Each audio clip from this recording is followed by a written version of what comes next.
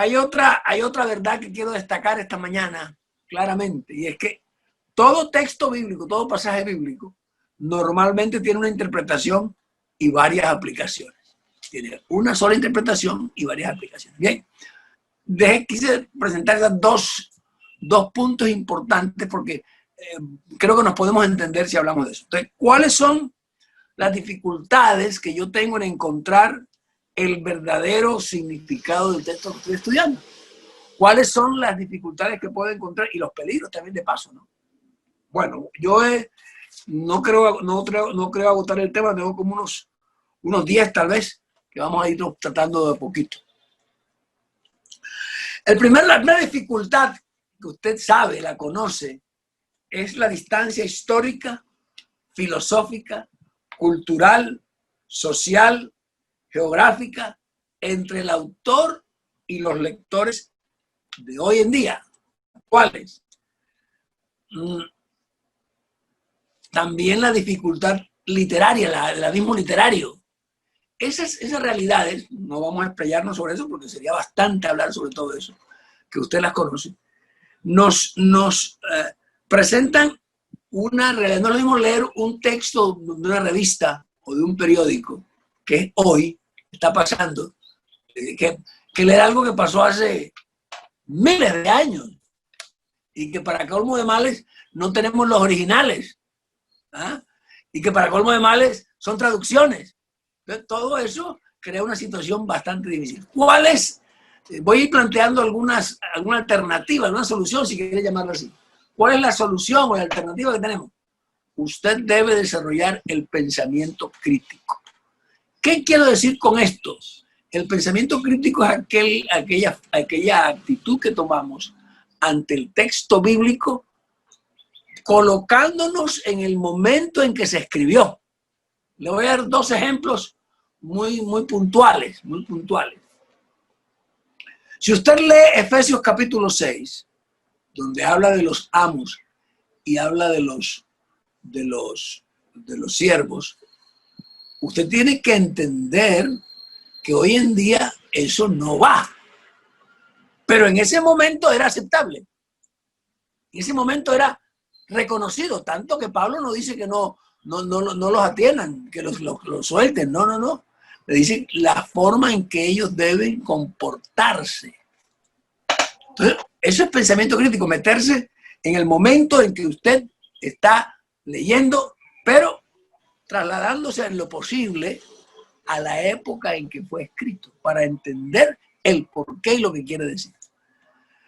El otro ejemplo que quiero darle es, yo tuve mucho problema con unas frases que se encuentran a veces en el texto bíblico. Dice, cuando da nombres y luego dice, y este es en el nombre con que se conoce hasta hoy. Y yo leía, decía, pero hoy ya no se conoce así. Pensamiento crítico me lleva a decir que ese hoy no es el hoy de hoy, no es el hoy de cuando se escribió ese texto. 1500, 2000, 4000, 5000 años atrás. Ese es el de hoy. Fíjense, dos ejemplos chiquiticos, había muchos más, ¿no? En la Biblia. Pero esas dos ideas nos llevan a pensar que yo siempre tengo que tener un pensamiento crítico, colocarme en lo más posible dentro de las circunstancias económicas, geográficas, sociales, culturales de ese momento. Si usted hace eso, va a entender mucho mejor el texto sagrado. Una segunda dificultad que nosotros tenemos hoy, y lo mencioné hace un ratito, pero lo voy a volver a decir, es que no tenemos los documentos originales. Y eso, el no tenerlos, hace que nos enfrentemos o que se nos preste la circunstancia para confusión y aseveraciones diversas. Y aquí quiero detenerme un tantito. Usted sabe muy bien, creo que estuvieron hablando acerca de las versiones de la Biblia. Usted sabe que las versiones de la Biblia todas no han tenido el mismo texto o los mismos manuscritos. Cuando se hizo la Reina Valera en 1569, él se basó en el texto Receptus, que es basado en el texto masorético. Pero después de eso han llegado otros materiales más antiguos y en traducción se reconoce que un material más antiguo es privilegiado o es más confiable que uno más reciente. Como decimos vulgarmente, Coca-Cola mata tinto, ¿no? Algo así parecido. Oye, eso mata lo otro. ¿Ah? Entonces, porque es más confiable, porque está más cerca del original. Y aquí debemos entender el trabajo, y esa es la solución, que hace la crítica textual.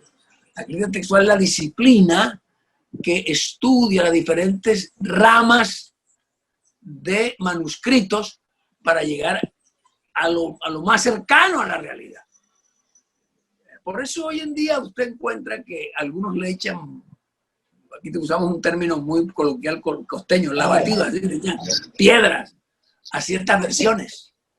No, esa versión que me quitó me quitó aquel, me quitó el... Y así no puede ser. Hay las versiones recientes, por ejemplo, en el capítulo 3 del libro de Juan, me gustaría que usted lo leyera ahí, Juan capítulo 3.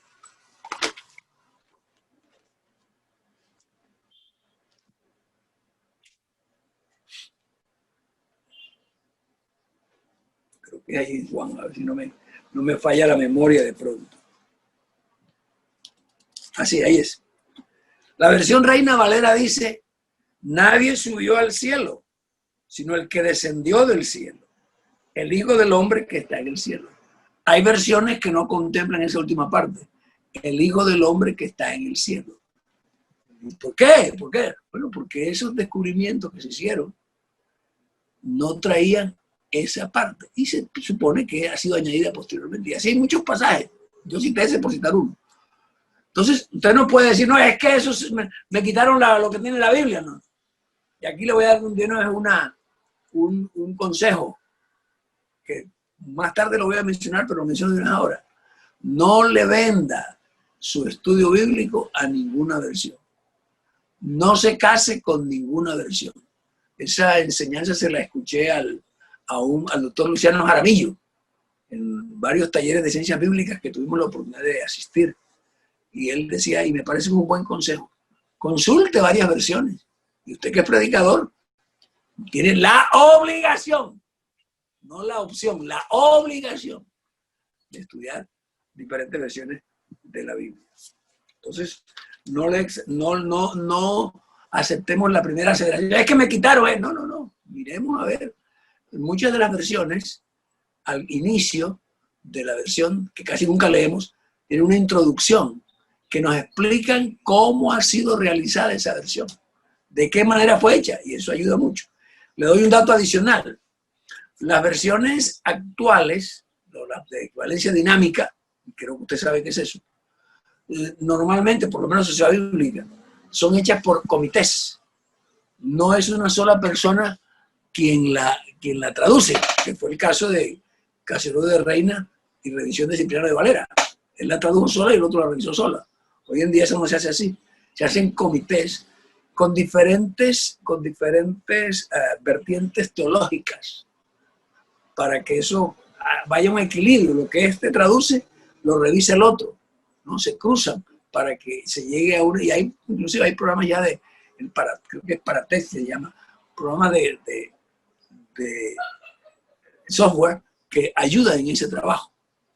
Tanto es así que, por ejemplo, hoy en día hay una traducción que estamos haciendo en Sociedad Bíblica y que la iglesia inclusive ha colaborado económicamente con eso, una ofrenda, un poquito sustancial, pero una ofrenda al fin y al cabo. Al Guayunaiki, el idioma de los guayú. Y en el comité de traducción hay un hermano de la iglesia nuestra, el hermano Ramón Uriana. Él es de nacimiento guayú, es docente, y entonces lo propusimos y él quedó en el comité.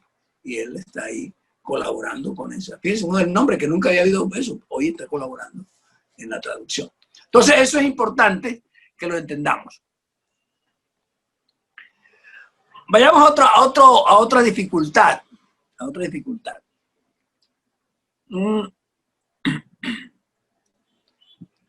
La diversidad de autores y épocas, ya lo hemos mencionado, pues nos trae que a veces podamos confundir lo que pasó en una época con lo que pasó en otra. Pero recuerde que la Biblia fue escrita durante 1500 años. En la Biblia se encuentra del capítulo 1 al 2 en Génesis, encuentra los orígenes. A partir del capítulo 2 se encuentra la historia de Abraham, del pueblo de Israel, la formación, etcétera, etcétera. Y ya hacia el final de la mitad del libro, y hacia finales, usted encuentra inmerso al pueblo de Israel en el imperio egipcio. Después, libros más adelante, el imperio asirio. Después el imperio babilónico, el imperio medo-persa, el imperio griego, aunque no se ve allí, pero tiene una influencia tremenda, y el imperio romano. Muchas de las costumbres de la época del imperio romano eran costumbres griegas, la cultura griega. Entonces, fíjense cómo las instituciones, los regímenes políticos, las costumbres, la manera muchos de ellos se da en medio de una persecución, están exiliados, están tomados esclavos, por decirlo así, etcétera, etcétera. Y todo eso hay que comprenderlo, hay que entenderlo, que no es lo mismo un gobernante o una institución dada en una época que la que se da en otra. Eso implica que hay que analizar un poquito, toda la época en la cual el texto está escrito. Hay diversidad. Por eso, ¿cuál sería la solución allí o la alternativa? Pues un estudio riguroso del contexto en el sentido más amplio. Hay un libro que es muy bueno, que yo me gusta recomendarlo, este libro. Voy a poner aquí en la pantalla para que lo vean. Usos y costumbres de las tierras bíblicas.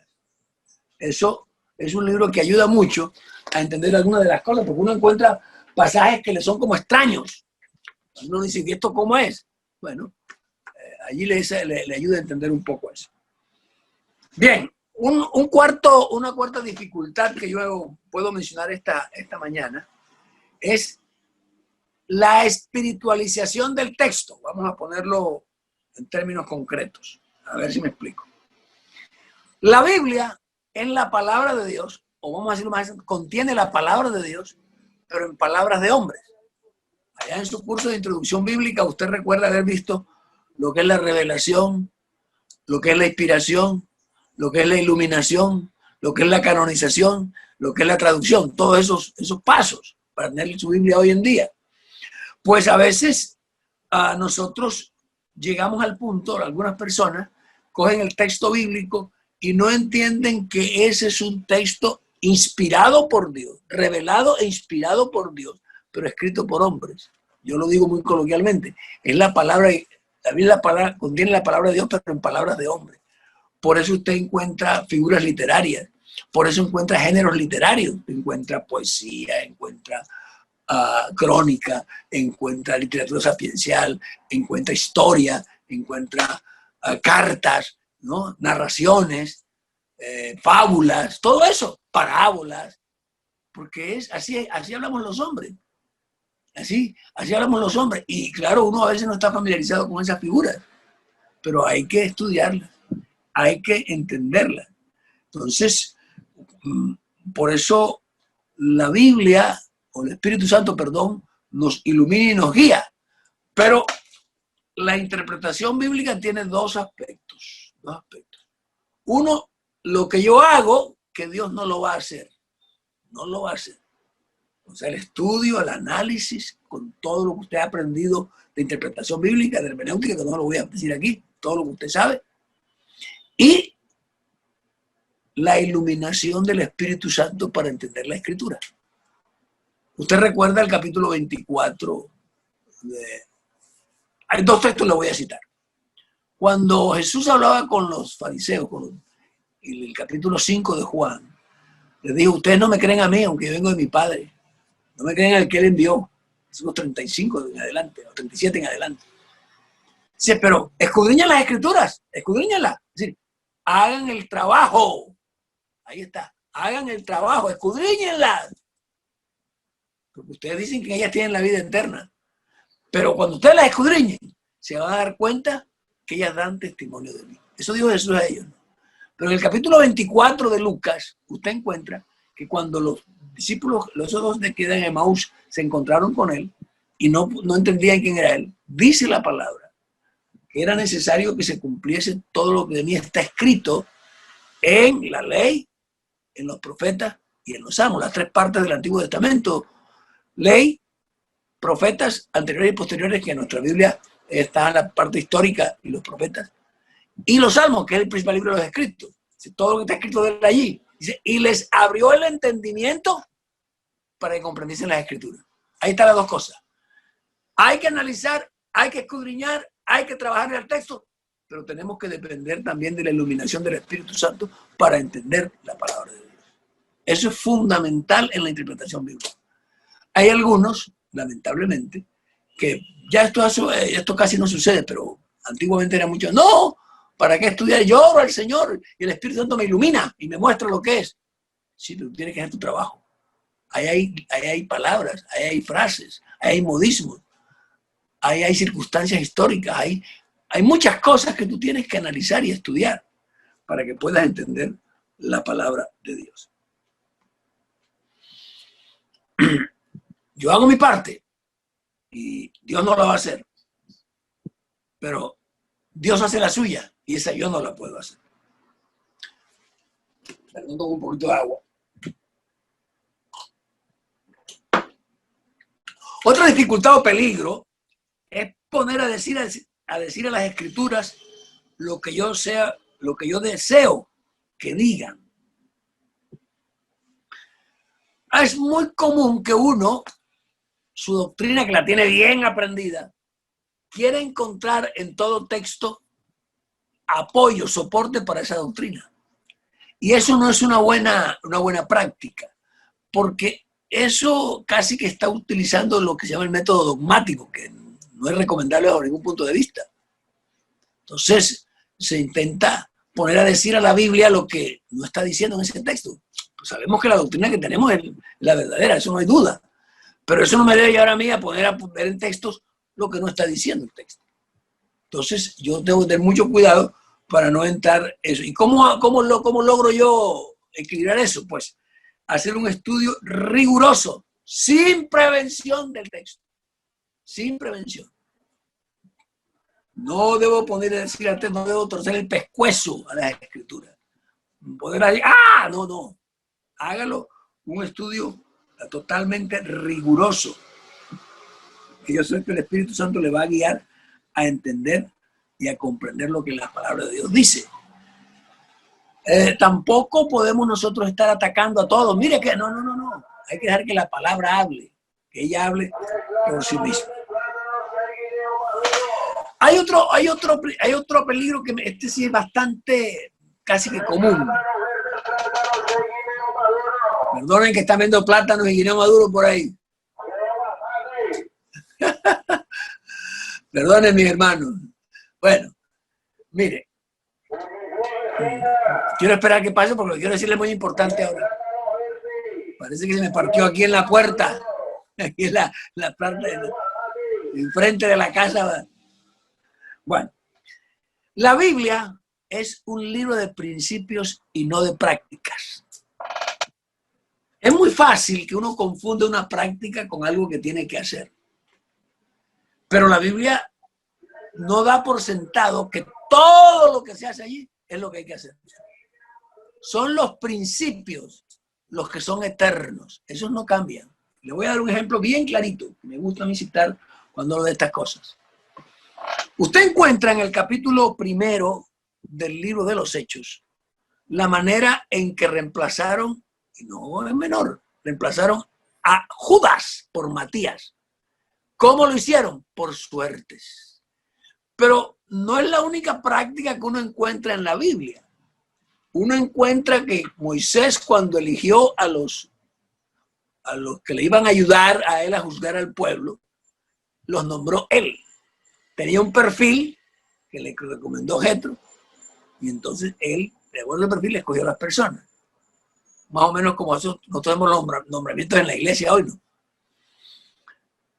Y usted encuentra en el capítulo 6 de los Hechos que fue el pueblo quien presentó a los diáconos, porque ellos le dijeron, escojan de entre ustedes a hombres de buen testimonio, llenos de sabiduría y del Espíritu Santo. Ellos los escogieron y presentaron a los 6, por los cuales ellos oraron. De manera que hay 3 prácticas diferentes.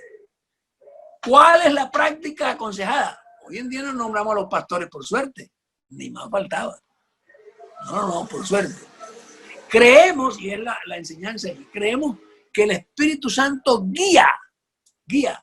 De manera que nosotros no seguimos la práctica de Matías, de la lección de Matías, nos seguimos el principio de que el Señor, el Espíritu nos guía a hacer las cosas, a nombrar las personas que van a trabajar. Por eso los directivos a los traslados están orando al Señor. Yo fui directivo, no, por a Dios que le ayude. Entonces, hermano, reconozca en cada pasaje de la Biblia las grandes verdades expresadas en el texto. Las grandes verdades. Y voy a leer aquí lo que he escrito. Y encontrar o encuentre su aplicación de ese principio, no de la práctica, en el día de hoy. Por eso es que no me gusta hablar, por ejemplo, y voy a decirlo claro, cuando hablan del vestido de la mujer, que se van allá a la ley donde dice no vestirá el hombre vestido de mujer, la mujer vestido de hombre. A mí no me gusta ese texto, porque eso era algo para ese tiempo, específicamente.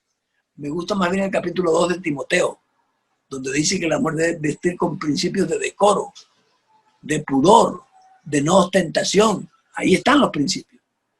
Principios que se expresan de una manera en nuestra cultura de hoy. En nuestra cultura de hoy. Y nada que ver con lo anterior.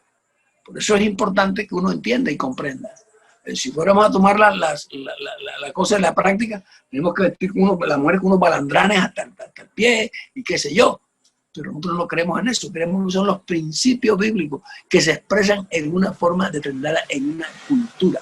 Gloria al Señor. Bien. ¿Qué fue lo que dijo ese principio en ese tiempo y cómo se expresó? ¿Y qué nos dice hoy ese principio y cómo se expresa? Es la parte básica. Bien, otro peligro o dificultad que tenemos es descontextualizar el texto. Sacarlo del contexto. Por eso yo recuerdo que tenía un profesor, yo estudié en un colegio evangélico aquí en Barranquilla. Y el capellán era un colegio presbiteriano. Él decía una frase que se me quedó grabada. Dice, todo el que toma un texto sin su contexto es un pretexto para enseñar herejías. Tomar un texto sin todo el contexto, y eso es la parte que a algunos les cuesta mucho. Les cuesta mucho esa parte. Porque no solamente es el contexto inmediato. Todos sabemos que el contexto inmediato es los versículos que le anteceden y los versículos que le suceden. No solamente toman eso. No hay que tomar solamente eso. Hay que tomar todo el libro. Hay un libro que una versión de la Biblia que yo leo, pero una Biblia de estudio, más exactamente. Perdón, otra vez los aguacates, perdón hermano. Perdón que no quiero que me escuchen bien lo que les voy a decir. Hay una Biblia que yo le recomiendo, si la puede conseguir, una estudio, la Biblia Harper. La Biblia Harper tiene una ventaja que me gusta mucho, y es que toda la Biblia tiene nomenclatura, así como usted aprendió en técnicas de estudio.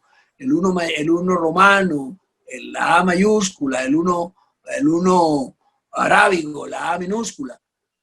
Esta Biblia toda está así, de manera que uno al estudiar con esa Biblia se puede dar cuenta un pasaje qué relación tiene con el resto, ¿no? ¿Qué relación tiene con el texto, con el resto? Eso es importante en el estudio de la Biblia. Entonces el contexto es importante, muy fundamental. Pero no solamente el contexto inmediato, el contexto remoto. Por ejemplo, capítulo 3 de Corintios, Pablo dice, yo sembré, Apolo regó, el crecimiento lo da Dios. Usted, si se va al capítulo 18 de Hechos, se da cuenta por qué Pablo dice eso. El trabajo que hizo Pablo en toda la región de Acaya, Apolo en toda la región de Acaya, de la cual Corinto es la capital. Eso es básico y fundamental.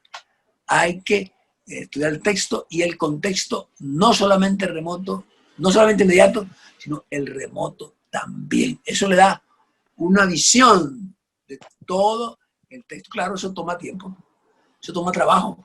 Pero por ahí estaba leyendo un libro donde dice que cuando usted termina de predicar el sermón del domingo, ya debe estar pensando en el siguiente sermón del otro domingo. Entonces eso es importante, ¿no? Uno le dedique tiempo al estudio de la palabra de Dios. Contextualice, no saque bajo ningún punto de vista el texto sagrado de su contexto. Hay otro peligro que yo veo, otro riesgo, y es que no reconozcamos los géneros literarios ni las figuras literarias y todo lo tomemos literalmente. Eso es, yo creo que no es tan así hoy, pero hay que decirlo. Si usted todo lo toma literal, va a tener muchas dificultades, muchas dificultades. Por ahí derecho hay algunas prescripciones, algunas recomendaciones que son particulares y no generales. Hay que analizar ese detalle también. Si eso es general o es particular. Si eso es algo que se dijo en un momento determinado para alguien y no o si es general. Usted no puede apropiarse, no puede dejar de reconocer eso. Y los géneros literarios tienen su forma. Por ejemplo, hay un pasaje de la Biblia que ha generado mucha discusión. No estamos de acuerdo todavía todos en eso, pero lo voy a mencionar. Es el pasaje donde Jesús habla del siervo ese que hizo tramoya, hizo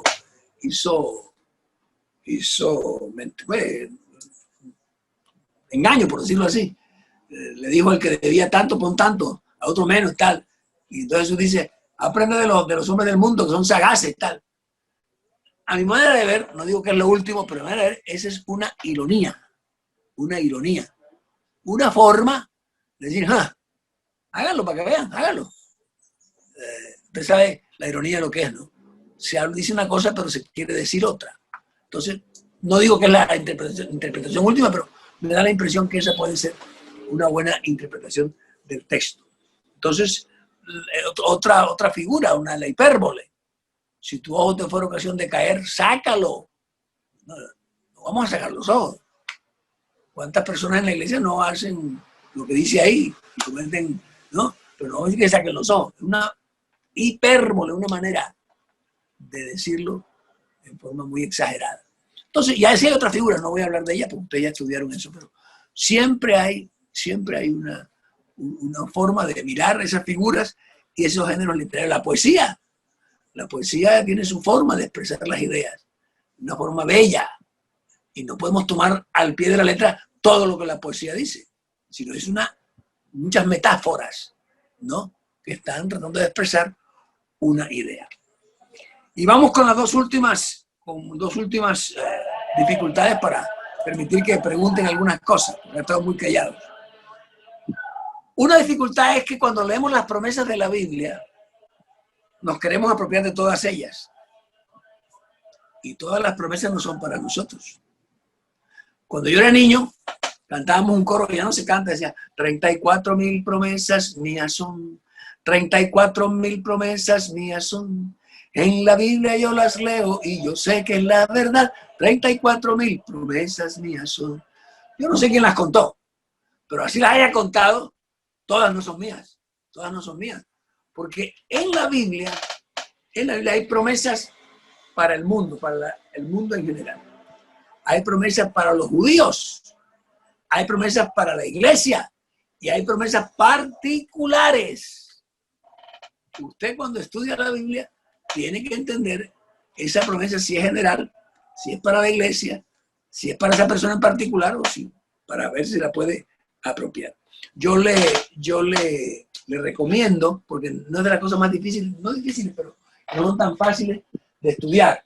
Voy a decir cuento por aquí un ejemplar. Aquí está.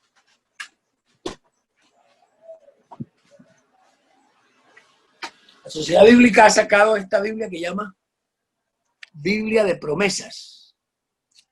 Le confieso, cuando yo la saqué, cuando la tuve en mis manos, dije, está para vender más Biblia, y eso que soy miembro de la Sociedad Bíblica. Pero cuando me puse a mirar, es una ayuda incalculable. ¿Por qué? Porque esa Biblia tiene tiene sombreado es la palabra, sombreada las promesas. Mire, a ver si lo logra ver aquí.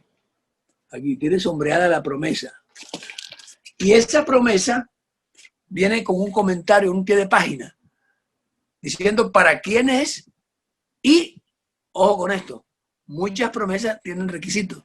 ¿Qué requisitos hay para que esa promesa se cumpla? Entonces yo le animo a comprar esa Biblia de Sociedad Bíblica. Hay otras Biblias de promesas, otros editoriales, pero no son tan buenas porque no hacen esas aclaraciones. Esa me gustó mucho por eso.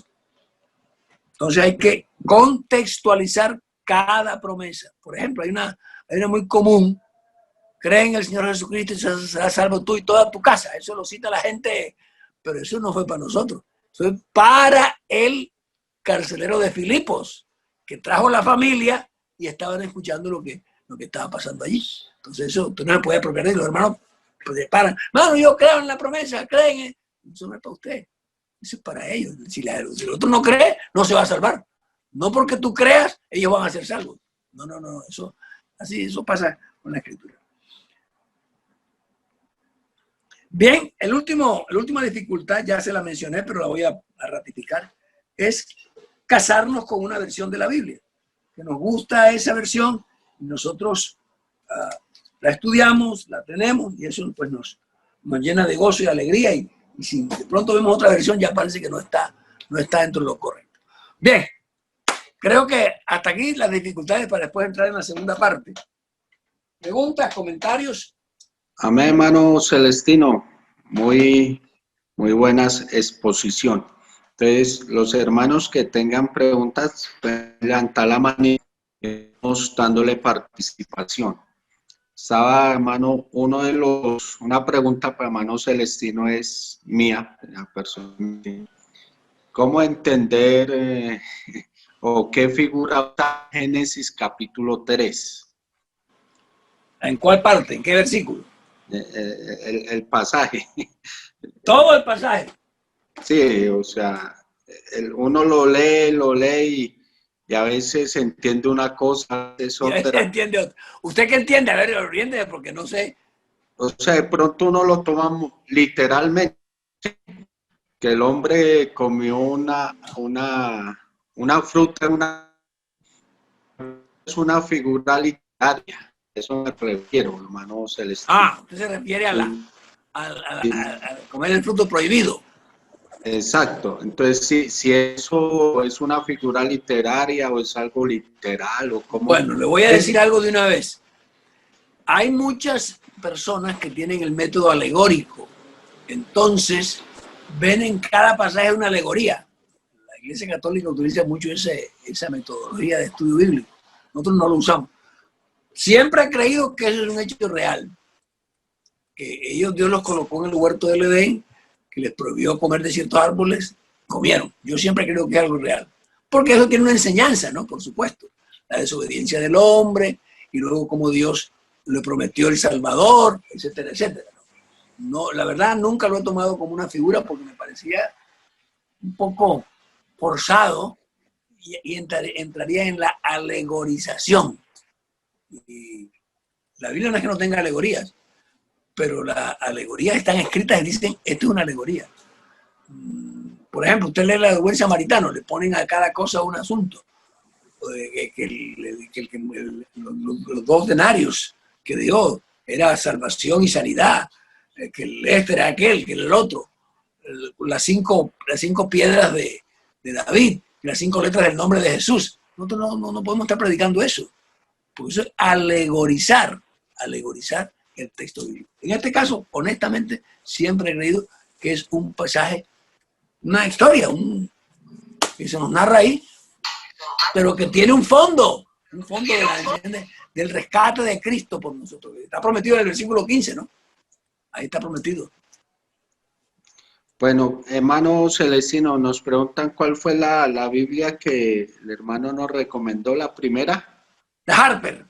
H-A-R-P-E-R. Harper. La Biblia Harper. Para el hermano que preguntó, esa es de Sociedad Bíblica, hermano. No. Bueno, le voy a explicar. Usted debe diferenciar entre versión y Biblia de estudio. Esta es una Biblia de estudio. que utiliza la versión Reina Valera. La versión es la traducción. Pero esta es una Biblia de estudio editada por otra casa editorial, pero es buena, realmente es muy buena. Yo la recomiendo porque es muy buena. Pero es la versión Reina Valera. Listo, hermano Celestino. Vamos a mirar qué preguntas hay. El hermano está levantando la mano, me pareció. Hermano, que el hermano, no sé el nombre. Gabriel. Él, exactamente. Hermano Celestino, Señor lo bendiga. Amén. No, solamente para decirles, preguntarles sobre la Biblia Harper, si se consigue electrónica o en física. Mire, yo le tengo física, no le podría decir, no he entrado nunca a la editorial. Yo voy a ver quién es la editorial, de pronto en la ¿cómo se llama? Espera un momentico. Esta Biblia es de la editorial, a ver, si logro saber aquí de qué editorial es, si logro... Que nos deje ver la portada, Nelson. hermano. Es del grupo Nelson. Deje ver la portada en la pantalla, por favor. Ve que me da pena, está tan feita porque... Esta es una presentación, hay varias presentaciones, ¿no? Esto aquí en el clima caliente se pone feo, este material, lamentablemente. Es del grupo Nelson, Entre en la página de ellos, de pronto ahí la encuentra y puede, por Amazon la puede encontrar también. Tú sabes que hoy en día eso lo venden. Gracias, hermano Celestino. Mi pastor, Dios lo bendiga. Amén. Una pregunta o un aporte, pues, viendo el texto de cree en el Señor Jesucristo, será salvo tú y tu casa. Uno lo encuentra también en Efesios capítulo 5. ¿Sí? A ver, pues ¿Efesios 5 qué? Hechos capítulo 5, perdón, mi pastor. Y uno encuentra, pues, uno hace la comparación, no sé, sería como mi opinión, usted me corrige, que si uno lo toma totalmente literal, como usted lo decía, eso produce daño porque yo puedo ser creyente, pero si los de mi casa no creen, no. Pero a lo que se ve la obra de Cristo en mi vida... ¿Hechos 5 qué? Perdón, hermano, ¿el versículo cuál es? Amén. No, cree en el Señor. El texto del carcelero también aparece en Hechos capítulo 5. ¿Qué versículo? Sí, no lo tengo acá, hermano. No lo tiene en la mano. No lo tengo aquí en la mano porque es que voy manejando, mi pastor, qué pena. Pero es que a mí me encanta, pues, estas enseñanzas, ¿sí? Y si yo, en mi casa, lo que ven la obra que hace Cristo en mi vida, entonces ellos también empiezan a creer. Entonces lo que yo quería era diferenciar o como aportar que si lo toman literal ese texto, la persona no va a ser salva a mi casa. Pero al ver la obra de Cristo en mi vida, sí, yo testificando la obra que el Señor ha hecho en mi vida, los de mi casa empiezan a creer, ¿sí? La obra del Espíritu Santo se empieza a desarrollar. Pues yo lo vería así, no sé qué diría mi pastor. No, pero fíjese que ahí no es por creer usted. Ahí es porque usted da un testimonio y ellos ven el testimonio. Es una cosa indirecta, por decirlo así. Pero es que yo me hacía referencia porque los hermanos que citan el texto dicen, es que yo creí y ellos van a ser salvos. No, la cosa no es así tan fácil, ¿no? Ese mismo día el carcelero Filipo se bautizó y toda su casa. Pero aquí nosotros claro, estoy de acuerdo con usted, el testimonio dice, así alumbre vuestra luz delante de todos los hombres y glorifiquen a vuestro Padre que está en los cielos. Eso es un hecho. Soy la sal del mundo, soy la sal de la tierra. Eso es clarísimo, ¿no? La luz del mundo, la sal de la tierra, eso es claro. Sí, claro, está bien. Gracias, mi pastor, gracias, hermanos. Bien. Amén. ¿Alguna otra pregunta? No veo mano levantada, hermano. Yo tengo una, hermano Johnny, tengo una pregunta. A ver, adelante. Hermano Celestino, Dios le bendiga, Ricardo Coca. Hermano, la pregunta es la siguiente, es con respecto al texto de Mateo 17:21 que dice, pero este género no sale sino con oración y ayuno. En sí, ¿a qué género se refiere? Bueno, ya estamos entrando en interpretaciones particulares, que no es la pero vamos a comentarlo. Ese texto, dicen algunos, fíjense que en las versiones más actuales no lo trae esa parte, porque no aparece en los manuscritos más antiguos. Eso ha prestado que no es que lo quitaron, que el ayuno y la oración. es que yo creo que no es la ayuno y la oración realmente sino que es el poder que tiene usted en el Señor, la fe, en fin, todo lo que sabemos, ¿no? Para que un demonio sea echado. Pero yo no podía decir a qué género de demonios, ¿no? Era ese que estaba ahí. Era muy difícil de salir, ¿no? Entonces, hasta ahí le puedo decir, no he estudiado no soy especialista en demonios para saber qué era el género que estaba ahí. No me aventuro a aplicar. Pero ahí la clave es eso, que hay que estar con el poder de Dios para poder echar ese demonio, ¿no? Pero o sea que sí se refiere el texto en cuanto a género, sí se refiere al demonio, pues. Pues sí, claro. Pues sí. Mire, ¿usted recuerda la cita cuál es? Mateo 17, 21. Bueno, déjenme buscar aquí, en esta versión, la TLA que tengo aquí. ¿Mateo qué, perdón? 17, 21. Mateo 17, 21.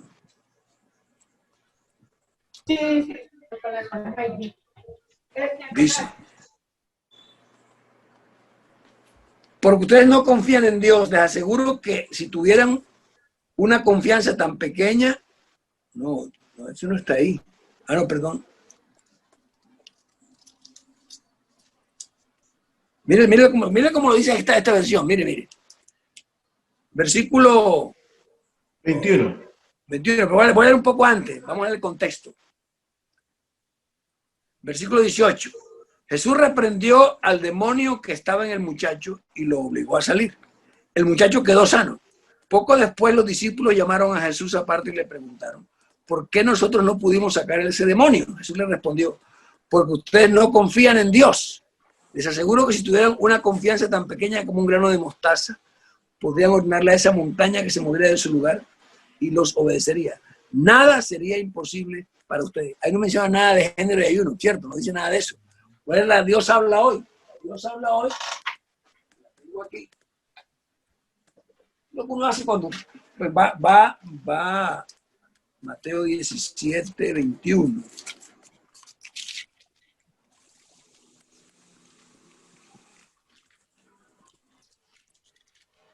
Dice la Biblia aquí. A ver, dice 21. Jesús les dijo: porque ustedes tienen muy poca fe. Les aseguro que si tuvieran fe, aunque solo fueran del tamaño de una semilla de mostaza, le dirían a este cerro: quítate de aquí, vete a otro lugar. Y del cerro se quitaría, nada le sería imposible. No, tampoco dice nada. No dice nada del género del demonio. Fíjense, bien, interesante. Hermano. Bien, ahí hace un hermano ahí un comentario que también había escuchado yo algo. Están haciendo comentarios que algunos dicen que tiene que ver es con el género de la incredulidad. Eso lo he llegado a escuchar también. Yo no sé si eso es cierto. Pero es que o no. fíjense que todo el texto, este género no sale sino con oración ayuno, no aparece en estas versiones. Ah, sí. No sé, es posible que no, originalmente no esté. Bueno, en los manuscritos más antiguos que se han encontrado, digámoslo así, ¿no? Vamos a ser honestos, porque el manuscrito original no lo tenemos. Entonces, uno, cuando estudia la Biblia tiene que comparar y dice: bueno, me quedo quieto en eso. Tampoco voy a descalificar la versión Reina Valera, pero me quedo como esperando a ver qué más se puede hacer. ¿Sí ve? Porque usted sabe que sobre eso se han construido muchas tesis, ¿no? Y muchas doctrinas, y le dan y las manejan y toda la cosa. Ahora, como acotación adicional, ahí fíjese que ahí está usando una figura literaria, una hipérbole. No, porque uno ora y el monte no se planta en el mar, por más fe que tenga. Esa es una exageración, una hipérbole, para demostrar la importancia de la fe para hacer la obra de Dios, básicamente. ¿Ok? Bien, gracias, hermano. Para servirle. Hermano Celestino, una pregunta más antes de continuar con otro tema que me parece muy interesante sobre los retos contemporáneos en la homilía. Ay, Dios mío. Hermano Celestino, hablamos de, el hermano nos recomienda usar varias versiones en el estudio, pero hay unas versiones que son como malintencionadas. ¿Usted nos podría de pronto decir? Bueno, ahí sí le digo. Esa que es malintencionada, yo le puedo decir que es la de los testigos de Jehová. Eso sí es una cosa que usted no debe usar porque eso es hecho por ellos, para ellos y con ellos. Pero hay las otras versiones, realmente, sin que sean perfectas, porque no hay versión perfecta, por eso le digo. Pues yo tengo alguna relación con unos traductores, ¿no? De Sociedad Bíblica, he conversado con ellos. Y vamos a decir esto antes. Toda versión, toda traducción es una interpretación. Una pregunta importante. Eso no se puede negar. Toda versión o toda traducción es una interpretación. Eso es imposible de evitar, porque la persona que traduce va con su carga teológica. Por eso, hoy en día hay los comités. Porque cuando es una sola persona, pues todo lo que él cree lo vuelca ahí. Los comités intentan como balancear, equilibrar las diferentes corrientes teológicas. Y yo puedo, pues hasta donde yo conozco, no voy a meter las manos al fuego, que los traductores tratan de hacer un trabajo, primero, académico y segundo, espiritual. Por ejemplo, le hablo de uno que conocí, que lo he tratado, el doctor Alfredo Tepox. Usted lee en el capítulo 2:38 de Hechos, él fue el que introdujo esa variante. Fíjense, nosotros decimos, arrepentidos y bautícese cada uno. Él puso allí, volveos a Dios. Digo, porque arrepentimiento es eso, volverse a Dios. Entonces, listo, ¿no? Le doy otro ejemplo. Mucho se ha discutido de Mateo 28, 19 y 20, ¿verdad? Si está o no, si es original, etcétera, etcétera. Hace un par de años me acerqué a Esteban Boz. Esteban Boz es de las personas más, yo creo que es el que, en traducción, el que coordina el trabajo a nivel mundial. Es un argentino, lo conozco personalmente. Estábamos en una asamblea de Sociedades Bíblicas Unidas y le pregunté directamente, Esteban, se dice que Mateo 28, 19 al 20 no está en los manuscritos más antiguos. Y le digo, sí, es cierto, eso no está en los manuscritos más antiguos. Entonces, fíjese que ese tipo de que lo estoy diciendo, hablan bien de la persona, es decir, que no que sean perfectos ni que no tengan su carga teológica, no. Pero las traducciones de Sociedades Bíblicas Unidas, uno puede hablar de que son sanas, digámoslo así. No son perfectas, pero son sanas. Hay otras editoriales de la Sociedad Bíblica Internacional que le han echado palo, a la NBI le han echado palo. ¿Por qué le han echado palo a la NBI? Porque tiene o no contiene algunos versículos que tiene la Reina Valera. Muchos dicen, no, ese es nada, y le han echado un palo. Por ejemplo, cuando se hizo la revisión, yo soy un poquito viejo, se hizo la revisión del 60, la Sociedad Bíblica Unida cambiaron la palabra reposo, sábado por día de reposo.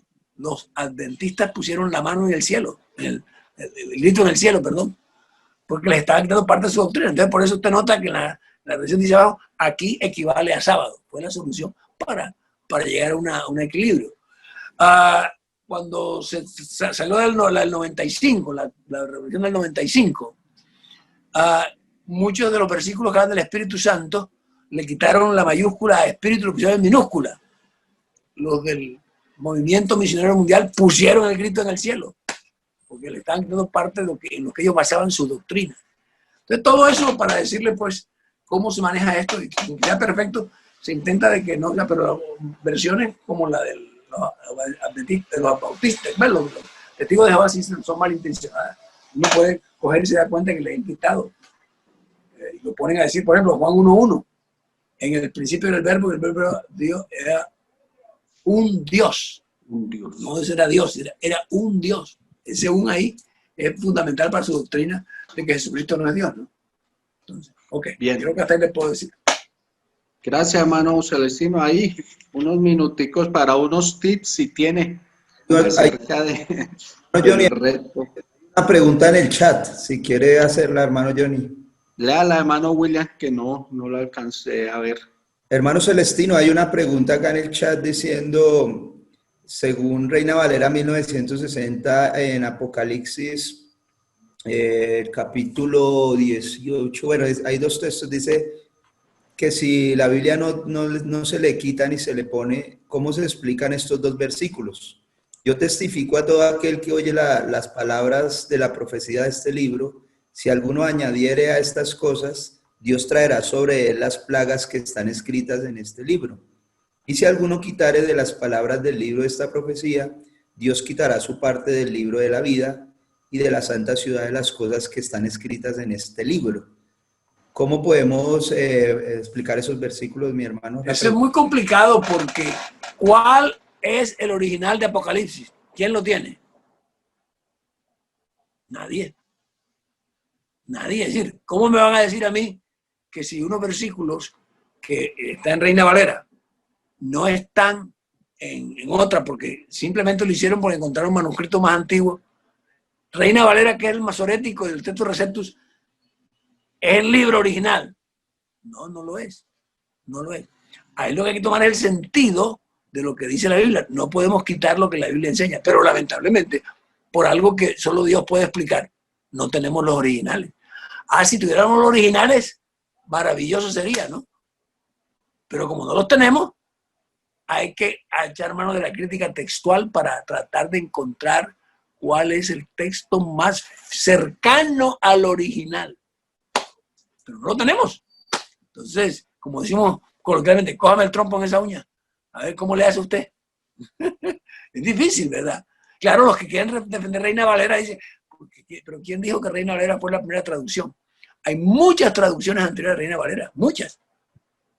Entonces, parece que Reina Valera hizo un buen trabajo, lo sacó en la época de las letras españolas y realmente ha sido un libro, una traducción bien interesante. Pero usted lee, por ejemplo, no sé si usted ha leído, yo tengo por ahí, no sé si lo tengo por aquí a la mano, no lo tengo por aquí a la mano así tan rápido, para leerlo. No lo tengo a la mano. Yo tengo un facsímil, una copia de la Biblia del Cántaro, que es la primera Reina Valera, y usted lee allí y usted no lo entiende. Tengo que hacer mucho esfuerzo para entenderlo. Entonces, ¿qué hacemos? Si eso fue lo primero que tradujo. ¿Ah? Entonces, te das cuenta que no es tan fácil decir así las cosas, porque muchos dicen, no, es que no le están quitando. ¿Quién le garantiza a usted que eso es fiel al original? ¿Quién le garantiza? Eso no se puede hacer. ¿Sí me explico, no? Ok, sí. Otra pregunta. Vamos a hermano Celestino. No, estamos bien. Ahí vamos, hermano, unos tipsitos ahí para la homilía en este tiempo. Sí. ¿Qué tiempo tengo para yo saber cómo me manejo? Unos 15 minutos, 15 a 20 minutos. Yo sabía que la segunda parte no se iba a poder dar toda, porque... Sí. Ustedes son muy ambiciosos. Bueno, casi que lo voy a leer así. Yo esto lo preparé ayer, pero no importa. Miren, homilía es el discurso, así se lo traduce, el discurso religioso, ¿no? Con contenido religioso que nosotros hacemos. Y para nosotros es la predicación de la palabra de Dios, la interpretación y luego la predicación de la exposición de la palabra.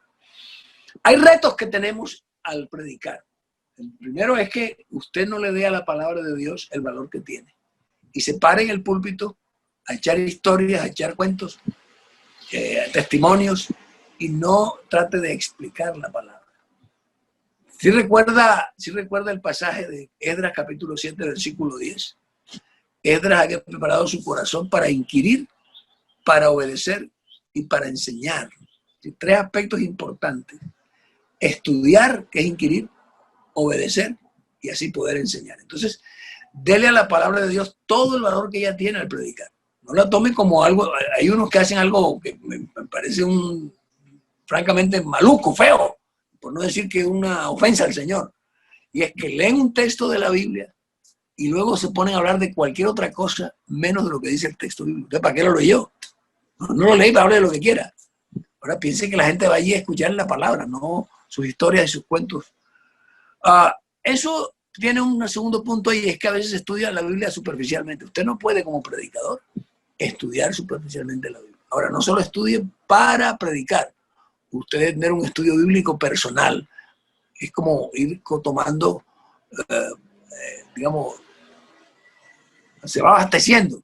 Y en el momento que lo necesite, usted lo va a tener. A muchos predicadores les encanta, todos los que son bomba, comunicar historias, testimonios. Y yo a veces digo, tantas cosas que a mí en 60 años casi de evangelio no me han pasado. Yo tengo más de 70 años de estar en la iglesia, 68. Y a mí todas esas cosas que le pasan a esa persona nunca me han pasado. Pero bueno, cada uno tiene que saber como Dios. Eso tiene la ventaja de que emociona mucho a la gente. Pero, y privilegia lo mediático, lo inmediato. Pero de ahí no queda mayor cosa, porque la palabra es la que cambia los corazones. Ni los milagros, ni las historias, ni los testimonios convierten a las personas. Es la palabra de Dios. Esas cosas pueden servir como ilustración. Y la ilustración es para darle lustre, pero no para que se convierta en la predicación.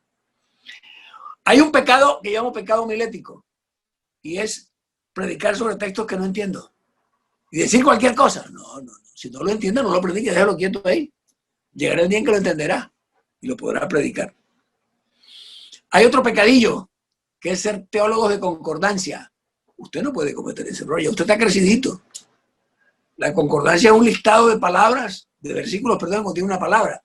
Pero no siempre la palabra quiere decir lo mismo en todos los textos. Recuerden que una palabra en la Biblia tiene un valor de acuerdo al texto, al contexto en que está sido escrita. Y hay palabras polisiánicas que tienen diferentes sentidos. La palabra carne, la palabra mundo, tiene diferentes significados. Algunos que predican, ¿cómo decirlo así? A ver si lo... no predican a Jesucristo, se preocupan más por su imagen, en cómo lo recibirán. Por ejemplo, yo veo que algunos hoy en día con la traducción, con esta de la virtualidad, ¿cuántos conectados tienen? No, usted no tiene por qué preocuparse por eso. Usted predique la palabra, el resto lo hace el Señor. En alguna oportunidad escuché algo que me impactó muy, muy negativamente. Un pastor predicó en una iglesia y había otro pastor escuchándole, ¿no? Y parece que hizo un buen mensaje, Y cuando salió le dijo, oye, ¿tú predicas eso en tu iglesia? No, yo doy esos mensajes para cuando me invitan. Eso no está bien. Usted tiene que alimentar la iglesia que Dios le ha puesto. Otras veces creemos que nos va muy bien y el Señor se encarga de pincharnos el globo. El hermano Álvaro Torres cuenta una anécdota que le pasó a él siendo estudiante del Instituto Bíblico en Canadá. Lo invitaron a predicar en una iglesia y él sintió que la echó toda, como dicen aquí, la sacó del estadio, ¿no? Es decir, y cuando bajó del púlpito se le acercó un viejito y le dijo, bueno muchacho, puedes llegar a ser un buen predicador. A veces el Señor nos pincha los globos.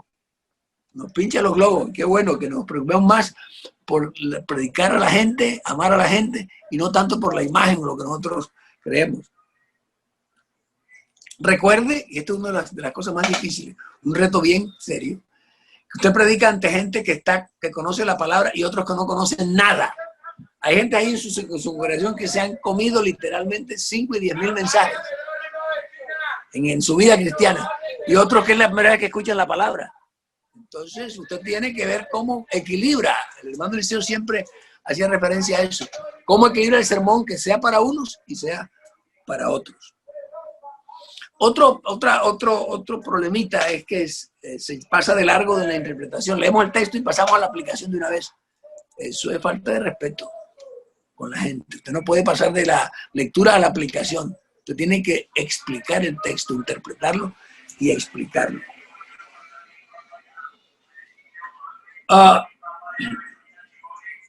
No usar suficientes ejemplos bíblicos. La Biblia tiene muchos ejemplos y la gente los cree porque es la palabra de Dios. Sus historias y mis historias pueden ser verdad la mente es frágil. La mente es frágil y uno puede contar cosas añadiéndole, no por engaño, sino porque la mente es frágil, le añade cosas que no sucedieron. Mientras que la palabra de Dios es viva y eficaz. Hay una realidad que debemos entender, no voy a demorar mucho en eso, pero usted tiene que entenderla, y yo también. Es que vivimos en un mundo posmoderno. Para el mundo posmoderno todo es relativo, nada es verdad, nada es mentira, puede ser, puede no ser. No hay verdades absolutas. y nosotros predicamos verdades absolutas, predicamos a Jesucristo, que es absoluto. Usted tiene que ubicarse en eso y entender ese mundo que está predicando, que a lo mejor no le van a creer lo que predica, porque usted predica absolutamente. Esto Jesucristo es así, así, así, lo da por sentado y la gente no lo piensa así. Y un último, he ido rapidito, un último reto que se lo quiero dejar ahí, es este. Nosotros hemos sido educados en la predicación, ¿cómo se llama? Perdón, en la metodología deductiva, es decir, de lo general a lo particular. Siempre tomamos el texto, pero hoy en día las personas, a veces tengo por aquí un librito que me gustaría mostrarles. Las personas piensan de manera diferente a como pensamos nosotros. Bueno, muchos de ustedes son jóvenes y de pronto les queda más fácil. Miren este libro que tengo aquí, te lo recomiendo. La predicación en el siglo XXI. Plantea algunas situaciones que tiene el predicador hoy en día que no se satisfacen con la homilética que aprendimos deductivamente. Bueno, que Dios nos ayude. Pero son retos que tenemos, desafíos que tenemos. Que Dios le ayude. Bueno, los tips que les puedo dar así en 10 minutos, rapidito. ¿Alguna pregunta? No, pues hermano, muy buenos tips. Nos ayudan mucho. Agárrelo. Vamos a ver quién tiene alguna pregunta. Ya para terminar, porque... Hermano Johnny, es que habían preguntado sobre un libro que el hermano había recomendado de usos y costumbres, que cómo es el nombre completo. Ah, ya.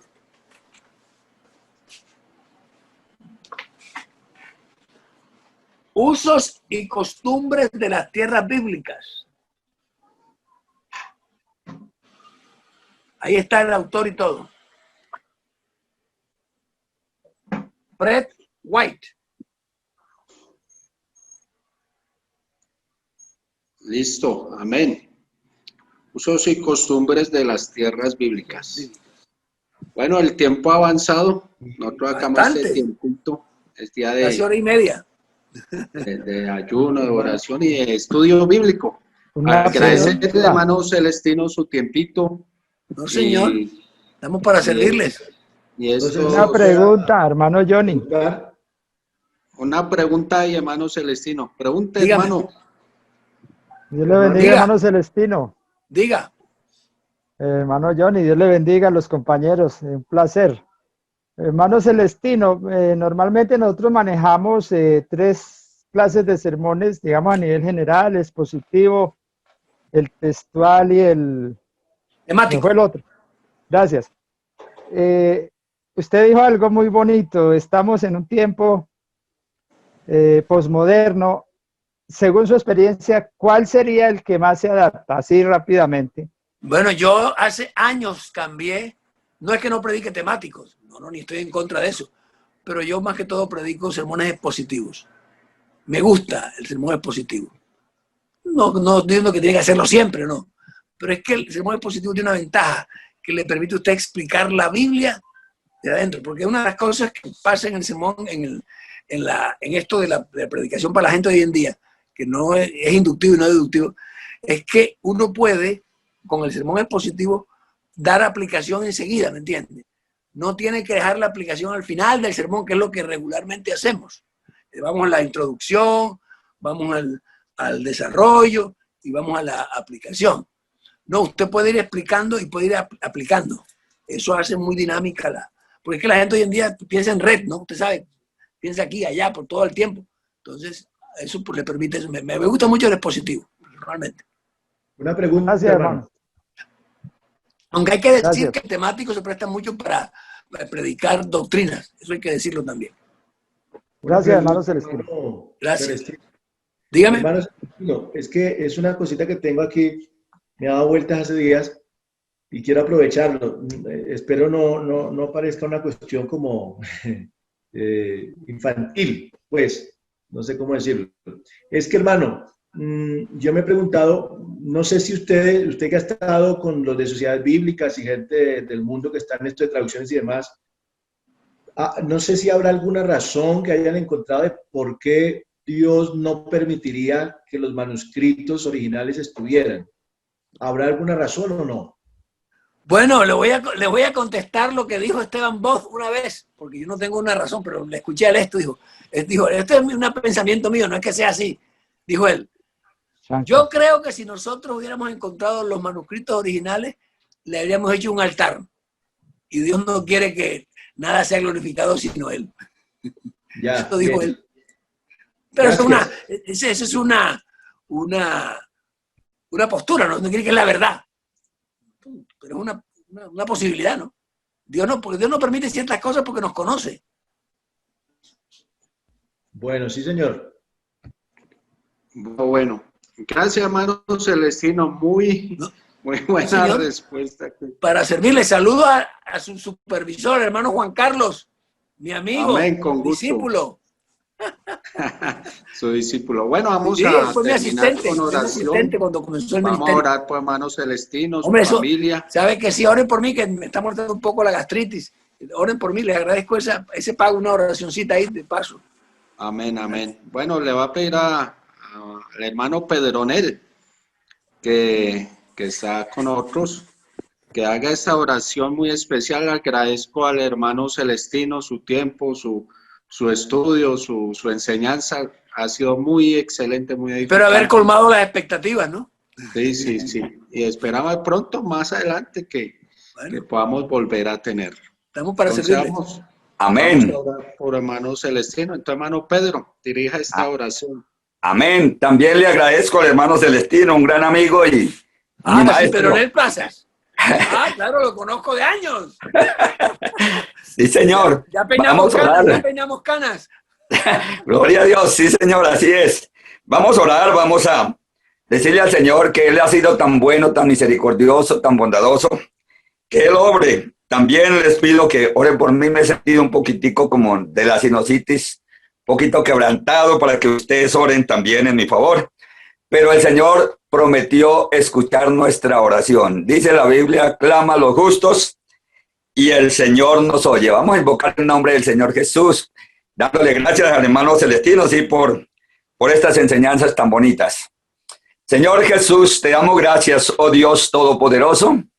Bendecimos y glorificamos su santo nombre, Dios de la gloria, porque tú eres infinitamente bueno. Señor, te pedimos por nuestro hermano Celestino, por su familia, Señor, coloca su mano poderosa para que él sea restaurado en su salud, Señor Jesús. Aleluya.